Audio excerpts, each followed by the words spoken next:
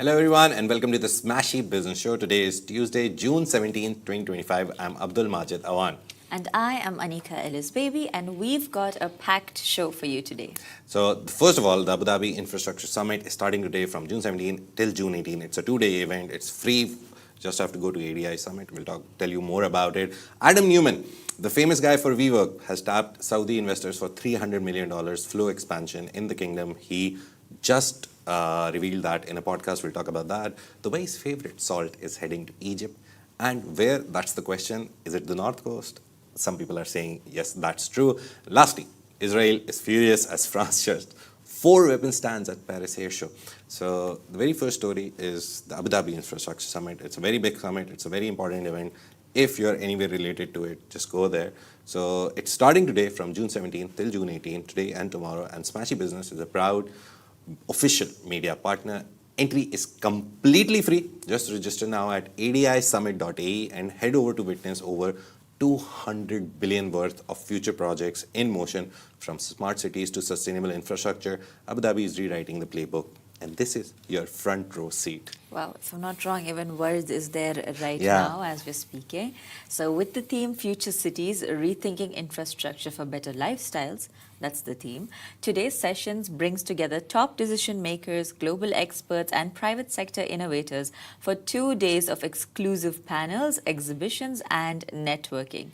The event is backed by Modon as headline partner and Bloom Abu Dhabi Investment Office, and Etihad Rail as strategic partners. If you're in construction, tech, investment, or urban planning, this is where you need to be today.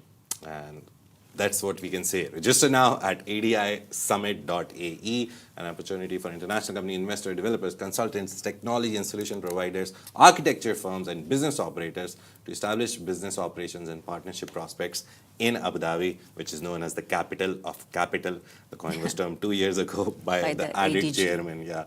So we'll be there. Warith is there. She's the usual culprit with me on the show. Today, Anika has joined us. So the very first story after this that we're discussing is Adam Neumann, one of the guys very famous for his role at WeWork, which when it went for IPO was valued at billions of dollars. But when it IPO'd, a lot of funding problems, a lot of money problems came out. But now, in a major vote of confidence for Saudi Arabia's real estate sector, Adam Neumann, the controversial co-founder of WeWork and current CEO of Flow, has revealed he raised the full $300 million needed for Flow's Saudi expansion exclusively from local investors. Speaking on the Ben and Mark show, Neumann confirmed that 33 Saudi investors and banks backed Flow's acquisition of 5 residential buildings in the kingdom, marking the company's first international venture. Flow Nargis, the debut project, soft launched in August 2024 in Riyadh's Al Nargis district. The deal was made possible with support from Seco Capital and Safa Investments. Flow achieved positive net operating income within 6 months, suggesting early signs of commercial success, and a promising rebound for Neumann after his high-profile exit from WeWork and its subsequent fall from a $47 billion valuation. And the investment underscores growing international interest in Saudi real estate, driven by the kingdom's Vision 2030 transformation goals. With 3 buildings operational and 2 already pre-leased for 5 years, Flow is signaling intent to scale further across the kingdom. As the company eyes deeper expansion, this move could open the door for more US startups and VCs to enter the Saudi market, particularly in residential and prop tech sectors.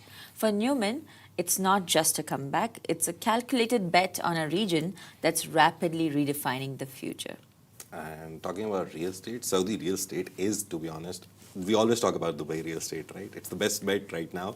But Saudi real estate is also growing because we have so many big events coming and people will need stuff. People will need places to stay at. And I think a lot of people will just buy the property and turn it into small apartments for rent and all that. So it is moving, the property market in Saudi Arabia. 100%. Have you been to Saudi? I have not been to Saudi, but I have heard that Saudi Arabia is where Dubai was a couple of years ago. Yeah. So It's the up and coming, the Yeah, promising sector. because we had the Dubai Expo, right? So now it's the Riyadh Expo. I remember the last time we discussed something about Dubai, Saudi real estate. Rich told me a very interesting story. He's been to Riyadh a lot of times and he's traveled on those roads. And he said a very interesting thing that it's so congested now. There's so many cars and people who want to live in the center of Riyadh, like if you want to live in the center of Dubai, the rents are very big. Like Right. it's a big amount. It's a big number that comes with it. So I think it's good that we're happy that the real estate is going up and international investment comes in. But the people who are living, sometimes they have a problem and then they move towards the outside. Yeah. And then they have to get stuck in traffic like Dubai was stuck in traffic in the morning today. Traffic But is yeah, a way of life. Dubai's cult favorite food is the next story, and the brand Salt is heading to Egypt, teasing Wow. its upcoming expansion with a playful summer campaign titled Salt Fajaza or Salt on Vacation. The announcement made via social media features beach visuals, travel emojis, and a cryptic call for fans to guess Salt's next stop, strongly hinting at a North Coast pop-up this summer. So, as part of the campaign, Salt has launched a blind vacation giveaway, Yeah. offering followers a chance to win a trip for two, adding fuel to the hype. This move marks a major step in Salt's regional expansion beyond the GCC, following high profile appearances in Dubai, Riyadh, and Kuwait. And known for its viral sliders, minimalist beach shacks, and community-first marketing, Salt has built a devoted fan base across the Gulf. Its entry into Egypt aims to capture the North Coast's summer surge, where demand from affluent locals and tourists is attracting big regional brands. While the exact location has not been revealed yet, fans are glued to Salt's channels for clues. As the campaign builds momentum, Salt's move could signal a broader push of GCC lifestyle brands into Egypt's growing tourism and F&B sectors. For example, you have a business. Would you go to Egypt right now with the economy conditions? Is it a good market, do you think? Me personally, no. Egypt is a difficult market to enter because I know, see, Dubai has the buying power. Dubai people have the buying power. Saudi people have the buying power right now. Qatar, best buying power, I think, across all GCC countries. But I think Egypt's economy is so bad right now. They're trying to recover. They've done so many deals with UAE, Saudi, Yeah. Qatar, Kuwait. They're literally doing deals with everyone. And usually what happens is when these deals happen, you literally sell something. But this time Egypt has gone to a different script. They're doing projects with them. So somehow they're doing a project with UAE on one of the seaside areas. The not. Not or something, but it's a I very nice remember project. seeing Yeah, the but- ruler. yeah, was yeah. at the When he north. went to Egypt, it was announced. The thing is that they're not just selling out their stuff and be like, okay, just give us money so we can get rid of the debt. They're actually building projects. Yeah. So the concept of New Cairo, Grand Egyptian Museum, unfortunately, it was pushed to Q4 2024. It was supposed to open on July 3. But a lot of things that you see in Egypt, somehow they're making sense. The startups, they get so much funding in Yeah. Egypt. And speaking of F&B in particular, Yeah. before Salt, I remember, I think last year, Pickle Yeah. had also announced that they were launching in Yeah. Egypt, but I think they were more definite about their location. Yeah, yeah. I did a They're quick, just like, I think they know the location. They're yeah. just playing Actually, with I people. did a quick search for Oh. Pickle, and I know that they're on Park Street West, East, and Nice. Seychelles and Al Amin. Al Amin is, I feel like, the most up and coming because I feel like I've seen it come about in a lot of places. So So it's good that I think after like all the usual suspects, every brand is now moving to Egypt. A lot of them have been there or are there, but or the founders are from there and they're just here. yeah. So they want like UAE, Saudi to be the main markets, Qatar and Kuwait to an extent, maybe Bahrain and Oman, and then they're like Egypt should be there. And there's a lot of people there. There's a lot of people who will buy, who have resonance with the brands Yeah. because they've been to Dubai or there's someone is in Dubai Yeah. and they've eaten those brands. Good market to go to if you're an F&B person or even if you're any type of company. Egypt is a good market right now. Seeing This the is very trend funny that's happening. because Majid talked himself out of his own perspective in the beginning. So It's fine. Sometimes you talk and you realize, this is not the point. This is the point. But yeah, and that's what what's happening with Israel at the Paris Airshow. So apparently they had like 8 stands there, Three of them were smaller companies. One was the Israel Ministry of Defense. And then there were four companies. And so tensions flared at the Paris Airshow. It was yesterday that it happened that France shut down the main Israeli defense company, Stans, citing refusal to remove offensive weapons from display. The move affected Israel's top defense firms, which are namely Elbit Systems, Rafael, IAI, and U-Vision, and drew immediate condemnation from Israel's defense ministry, obviously calling it outrageous and politically motivated. A source told Reuters that the French security authorities issued clear instructions ahead of the airshow asking Israeli firms to take down offensive or kinetic weapon systems, but the companies did not comply. In response, a black wall was erected overnight, cutting off the Israeli pavilions from the rest of the show. 3 smaller Israeli booths and the defense ministry stand remain open. And if you're watching the show, you can see the black walls and all the military people standing there guarding those places. So Israel's defense ministry obviously accused Iran of using political and commercial rivalry to block competitors. This is what they do. They are always playing the victim card, be it the genocide in Gaza or wherever. But IAI CEO Boaz Levy went further, likening the blackout to a dark period. So it's weird. But again, these people, they're crying. But it's. I think, to be honest, if you're going to any event, like if you come to UAE and you give you a guideline, and if you follow that guideline, good. If you don't follow the guideline, the country or the exhibition or the organization, they have the right to do that. Yeah. You have to learn to follow the rules, right? Yep. So they didn't follow the rules, and they never followed the rules. We have realized that. Yes.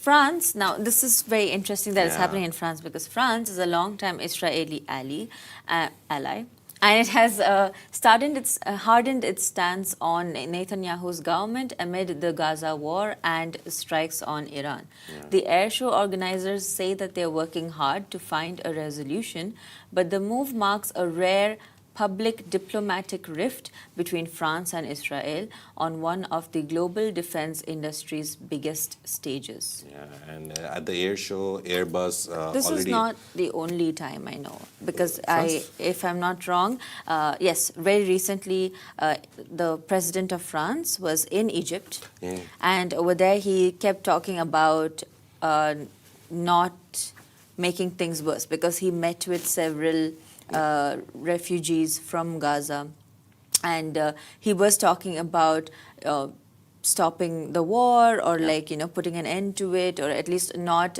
supporting any further occupation of land. And then after that, if I'm not wrong, an Israeli leader hit back saying that let's open a mini Gaza in the French Riviera. Yeah. So there was this... The funny thing is that all this recently started. It's not like they have a very long history, like since the creation or the stolen land of Israel that they made through all that. France has been an ally, and Europe overall has been an ally to Israel. They've always supported their right to exist. Everyone supports their right to exist. We just don't support their right to kill everyone else. The thing is that France has been the first country whose president came forward, as you said, and they were clearly like, stop it. Yeah. The very first time, like, stop it. Yeah. What are you doing? And after that, it's been quite weird drama. And they are saying, the Defense Ministry of Israel is saying that this is the reason, this political backing of Palestine, because France is trying to recognize Palestine as a state as well. Yes. And that is why they're saying, oh, this is the reason they're doing it.